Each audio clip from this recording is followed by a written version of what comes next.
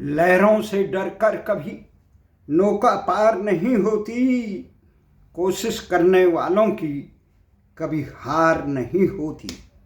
नमस्कार। महाकवि सोहनलाल द्विवेदी की इस कालजयी कविता जो सैकड़ों लोगों को, लाखों लोगों को प्रेरित करती है, कोशिश करने वालों की कभी हार नहीं होती, लहरों से डरकर नौका पार नहीं होती। कल 22 तारीख को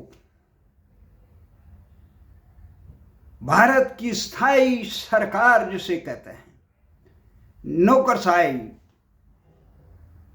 सिविल सेवा परीक्षा के 2024-25 के परिणाम घोषित हुए और उसमें ग्रामीण दूरस्थ क्षेत्रों के कमजोर आर्थिक वर्ग के लोगों ने भी, बच्चियों ने भी महारत हासिल की।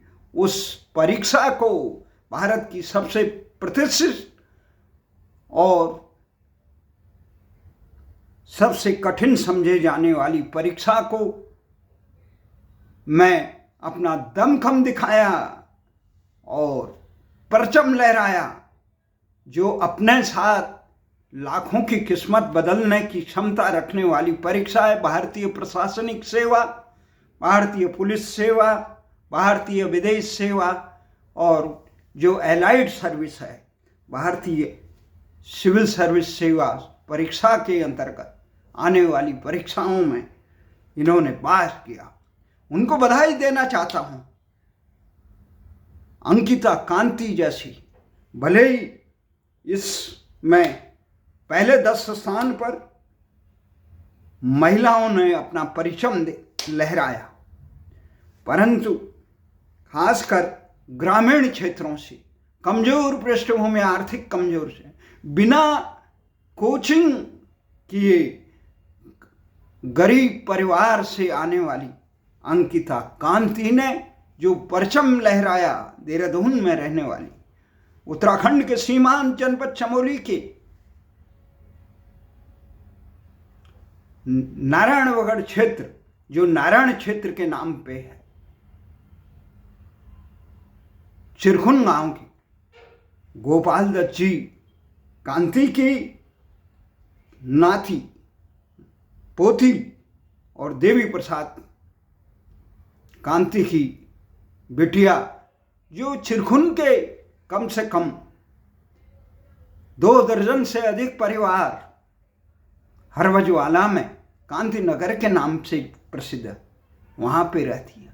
ये ग्रामीण पृष्ठभूमि से आने वाली अंकिता ने की सफलता से जहाँ लोग गदगद हैं, उत्साहित हैं सीमांत क्षेत्र, वहीं ये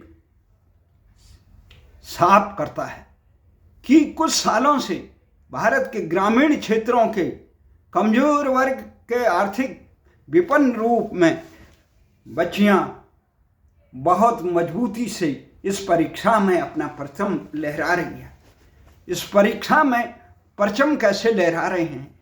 इस परीक्षा में इस समय जो स्थायी सरकार, निर्वाचित जो सरकार होती है, जो नियम कानून बनाती है, वो तो 5 साल में आती है, फिर बदल भी सकती है, परंतु इस प्रशासनिक सेवा में, भारतीय प्रशासनिक सेवा की और अन्य परीक्षाओं में उत्तीर्ण लोग इस व्यवस्था को, इस देश की व्यवस्था, खासकर भारत की व्यवस्था में जहाँ स्थायी ये नौकरशाही है, वहाँ ये न केवल नेताओं को अपितु शासन प्रशासन को भी न, ये चाहें तो लोगों का पूरी व्यवस्था के भाग्योदय कर सकते हैं। अगर चाहें तो भ्रष्टाचार का अंबार लगा सकते हैं। इसीलिए देखा गया, इस व्यवस्था में देखा गया कि नौकरशाही में भ्रष्टाचार में लिप्त है, परंतु कुछ ऐसे नौकर साहब ही होते हैं जो देश और समाज की जनता की सेवा अपना कर्तव्य समझते हैं। नर सेवा ही नारायण सेवा करते हैं, संविधान का पालन करते हैं। इस साल जो 2024 में सिविल सेवा परीक्षा में थे, इस समय 9,92,599 आवेदकों ने इसमें परीक्षा में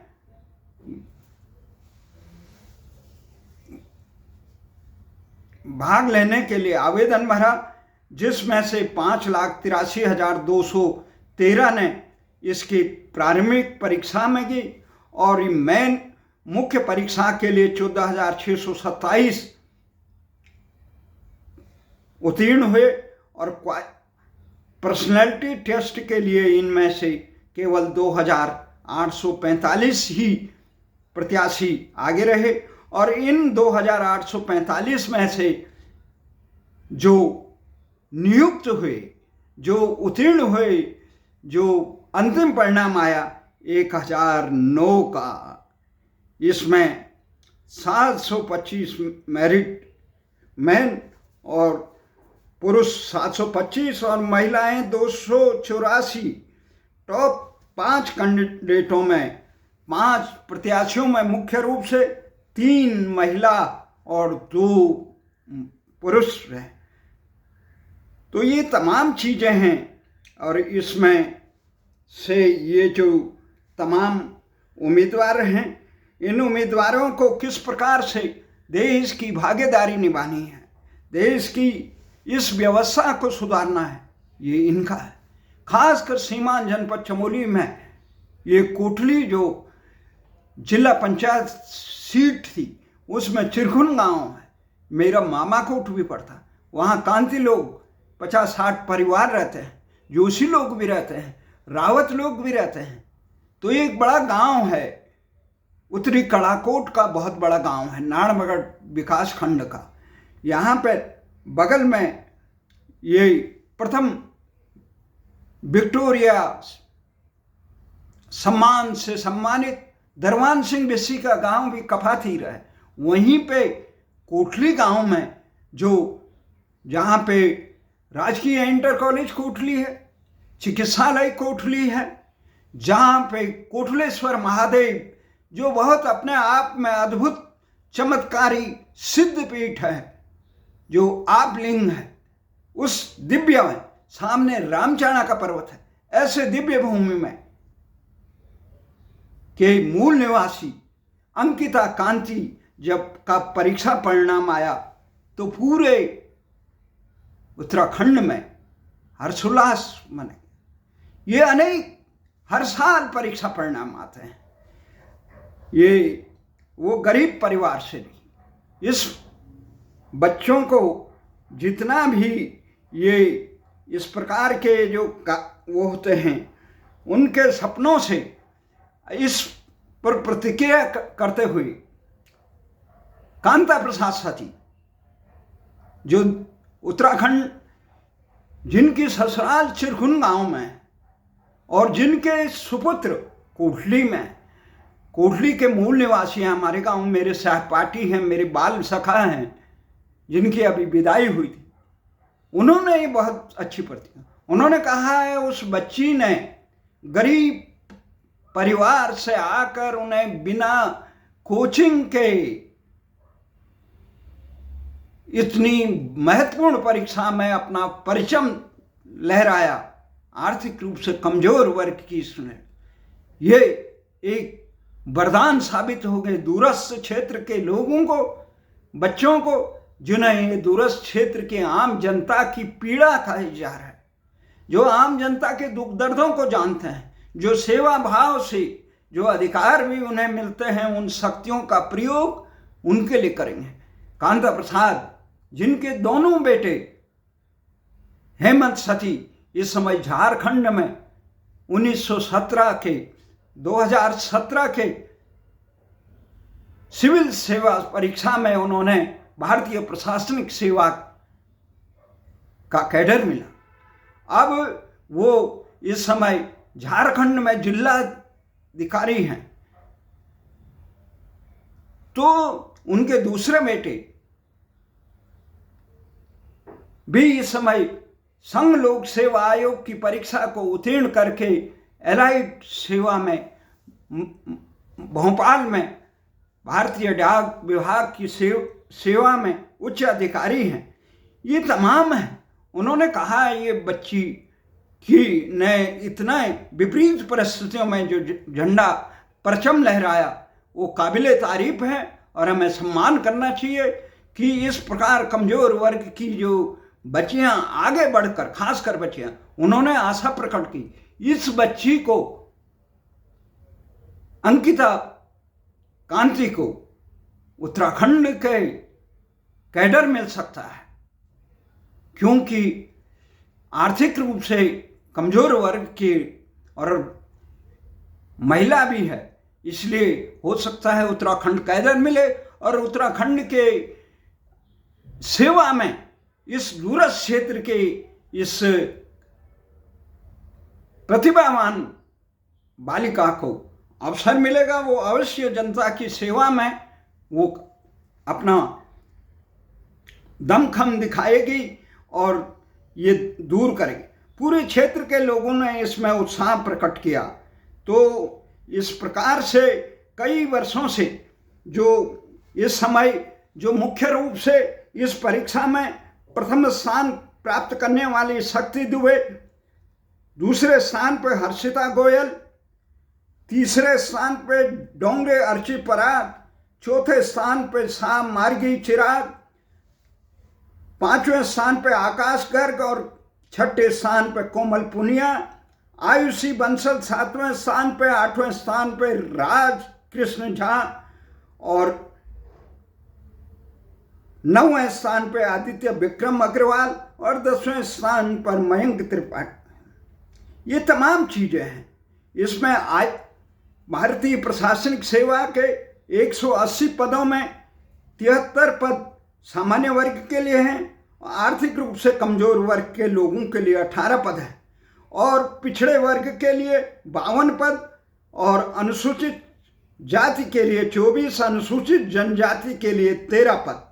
वहीं भारतीय विदेश सेवा में 23 पद सामान्य के लिए, 5 पद आर्थिक रूप से कमज़ोर वर्ग के लिए और अन्य पिछड़ा वर्ग के लिए 41 पद और 22 पद अनुसूचित जाति और 10 पद अनुसूचित जनजाति के 147 टोटल पद हैं। तो आईपीएस में 147 पद, जिसमें 60 जनरल के लिए, सेंट्रल सर्विसेज केंद्रीय सेवाओं के लिए ग्रुप ए के 244 और आर्थिक रूप से कमज़ोर 57। इस प्रकार से सामान्य वर्ग से 455 और आर्थिक रूप से कमज़ोर वर्ग के लिए 109 और पिछड़े वर्ग से 318 और अनुसूचित जाति से 160 और अनुसूचित जनजाति से 87, कुल 1129 हैं। इसमें कुछ लोग इंक्लूडिंग 50 PWD वैकेंसी, ये तमाम चीज़ें हैं। ये चीज़ों का ये तमाम तथ्य हैं सरकारी नौकरियों को किस प्रकार से, पर हमारा ये मानना है जो स्थायी ये है, रोजगार है, स्थायी सरकार है, कि स्थायी सरकार किसे सिविल सेवकों और नौकरशाही से है, जिसमें सिविल सेवा में शामिल लोग भी शामिल हैं जो राजनीतिक नेतृत्व के बदलाव के बावजूद पदों में आसीन रहते हैं। वे आमतौर पर कैरियर कर्मचारी होते हैं जो सत्ताधारी पार्टी के बदलने पर भी अपनी भूमिकाएं बने रहते हैं। यह राजनीतिक नियुक्तियों के विपरीत होती है जो आमतौर पर पद छोड़ देते हैं राजनीतिक पार्टी ने। ये सबसे बड़ा कार्यकाल क्या होता है, राजनीतिक कार्यपालिका में राजनीतिक चक्रों पर निर्भर करती है। स्थायी सरकार जो ये नौकरशाह हैं आमतौर पर राजनीतिक चक्रों से स्वतंत्र हैं।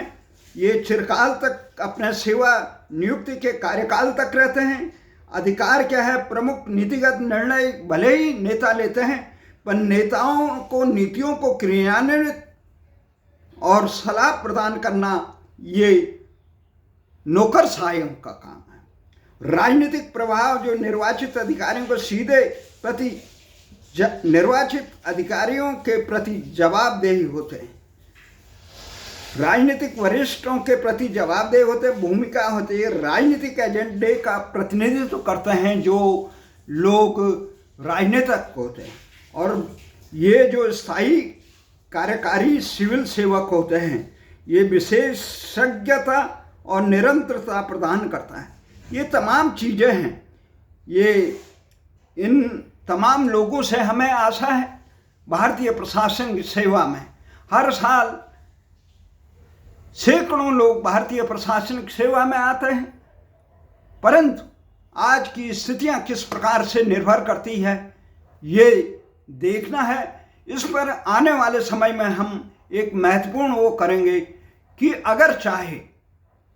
अगर नौकरशाही मजबूती से और ईमानदारी से चाहे, भले ही उनका उत्पीड़न हो, खेमका या अन्य नौकरशाही इसके उदाहरण हैं, उन्हें कई तबादलों से जूझना पड़ता है, अनेक प्रकार के राजनीतिक दबाव सहने पड़ते हैं, परंतु ईमानदार अधिकारी शासन, प्रशासन और जनता के विश्वास के प्रतीक होते हैं।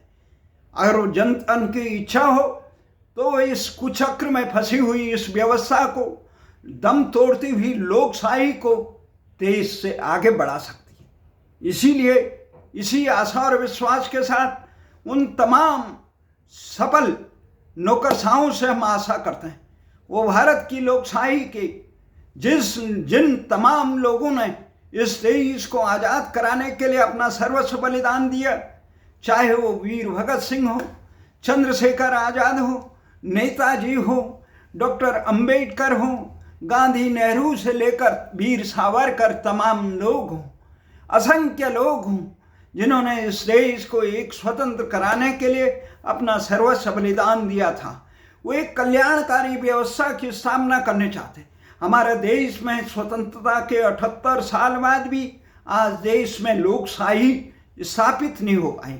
वही अंग्रेजों की द्वारा व्यवस्था को थोपी गई। यहाँ सबसे बड़ा दूसरा ये चयनित, यहाँ पे प्रतियोगिता परीक्षाओं में जहाँ ये नौकरशाही चयनित होती है, परंतु दूसरी तरफ जहाँ न्यायपालिका में आज भी जो वो है, वो चंद लोग इस प्रकार से परिवारवाद बन गए। वहाँ अभी तक लोकशाही का सूर्योदय नहीं हुआ। वहाँ पे स्वतंत्र चयन, जवाबदेही और कम से कम भारतीय आज़ादी का, वही अंग्रेजी भाषा और अंग्रेजी नामों से देश का पूरा सिस्टम, पूरा व्यवस्था एक प्रकार से गुलामी की दलदल में दम तोड़ रही है। आम आदमी को न्याय मिलने में बहुत सपना हो गया है। आम आदमी किस प्रकार से व्यवस्थाएं, न्यायपालिका जर्जर हो गई है। ये नौकरशाही में अधिकांश ऐसे लोग आ गए हैं जो केवल अकूत धन कमाने के लिए यहाँ बैठे हैं। इसमें नौकरशाही में किस प्रकार से भ्रष्टाचार में लिप्त है। उत्तर प्रदेश में ये एक अभियान चलाया था जिसमें धर्म सिंह रावत जी ने, जो भारतीय प्रशासनिक सेवा के एक वरिष्ठ अधिकारी थे, उन्होंने पारदर्शिता और जवाबदेही के लिए एक बहुत बड़ा आंदोलन छेड़ा था। उससे प्रभावित होकर उत्तर प्रदेश में प्रशासनिक सेवा के अधिकारियों ने अपने बीच में सबसे भ्रष्टतम अधिकारियों का चयन किया था। वो ये कहते थे जवाबदेही पूरे तंत्र में जब तक न हो, चाहे नौकरशाही हो, चाहे विधायिका हो, कार्यपालिका हो, न्यायपालिका हो, जनता के प्रति जवाबदेह हो और पारदर्शिता का, इन चीज़ों का।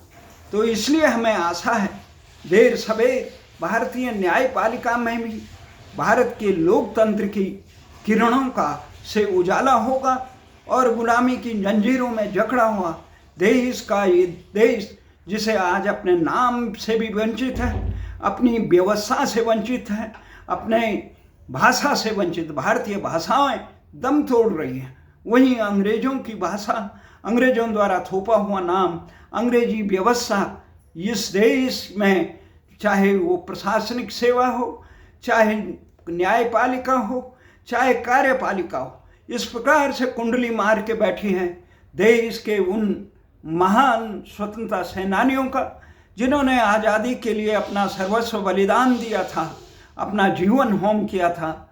उनके सपने आज भी साकार नहीं हो पाए। इसी सपनों को साकार करने के लिए हम ये आशा करते हैं कि स्थायी सरकार के जो लोग चयनित हैं वो अपनी जिम्मेदारी को समझें, और जिस प्रकार से भ्रष्ट तत्व इस व्यवस्था में घुस गए हैं, केवल पैसा कमाना और सत्ता की हनक और सनक दिखाने के लिए नहीं, ये जनता की सेवा का है। हमारे यहाँ ये कहा जाता है, नर सेवा ही नारायण सेवा है। जिस प्रकार से उत्तराखंड के तमाम इस प्रकार के सीमांत क्षेत्रों में, दूरस्थ ग्रामीण क्षेत्रों में जो उपेक्षित हैं सुदूर में, वहाँ हेमंत सती से लेकर आशुतोष सती हो या अंकिता कांति हो या अन्य तमाम सफल प्रत्याशी हो, वो भी उनकी जमात में शामिल होंगे।